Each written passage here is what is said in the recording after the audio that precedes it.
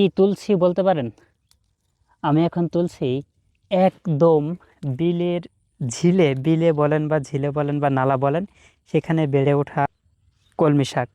একদম খাঁটি পণ্য, অর্থাৎ বর্তমান সময়ে সব কিছুতে সার, কিন্তু এই বিলে ঝিলে যেগুলো প্রাকৃতিকভাবে বেড়ে ওঠে এটাতে সার নাই। এই মুহূর্তে মনে পড়ছে বিখ্যাত ঔপন্যাসিক বিভূতিভূষণ বন্দ্যোপাধ্যায়ের লেখা নিশি পদ্মের কথা। সেখানে কেন্দ্রীয় চরিত্র ছিল পুষ্প। পুষ্প সন্তান জন্ম দিতে না পারার কারণে তার স্বামী তাকে মেরে বাড়ি থেকে তাড়িয়ে দিয়েছিল এবং সে তার অনাহারী মায়ের উপর বোঝা হয়ে পড়েছিল।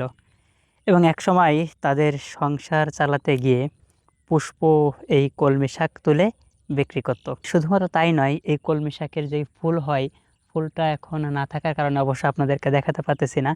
সেই ফুল নিয়ে আমাদের পল্লী কবি জসীমউদ্দীন লিখেছিলেন, মোর কথা যদি মনে পড়ে সখী, যদি কোনো ব্যথা লাগে, দুটি কালো চোখ সাজাইয়া নিও কালো কাজলের রাগে। মোর কথা যদি মনে পড়ে সখী, যতনে বাঁধিও চুল, আলসে হেলিয়া খোপাই পরিও মাঠের কলমি ফুল। এই শাক কারোর কাছে বিলাসিতা কিংবা কারোর কাছে জীবন ধারণের একমাত্র অবলম্বন। অর্থাৎ গ্রামে অতীতকালে যাদের কৃষি জমি ছিল না, তারা প্রকৃতিতে বেড়ে ওঠা এই সমস্ত শাক তুলে নিয়ে বাজারে বিক্রি করত এবং ধনীরা সেটা বিলাসিতা করেই খেত।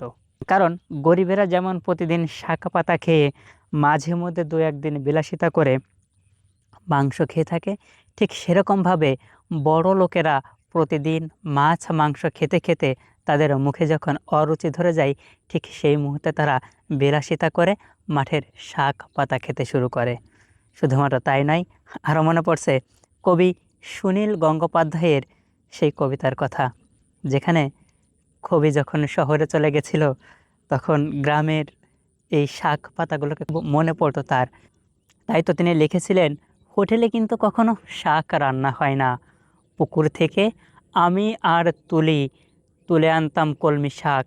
কি ভালো, কি ভালো, বিনা পয়সায় কোনো দিন আমার ভাগ্যে শাক জুটবে না। অর্থাৎ কবি যখন শহরে গিয়েছিল জীবিকার তাগিদে, ঠিক সেই মুহূর্তে সে গ্রাম বাংলায় পাওয়া এসব বিনা পয়সার শাকগুলোকে খুব মিস করতো। কারণ শহরের হোটেলে দুবেলা খাবার এই শাক পাওয়া যায় না।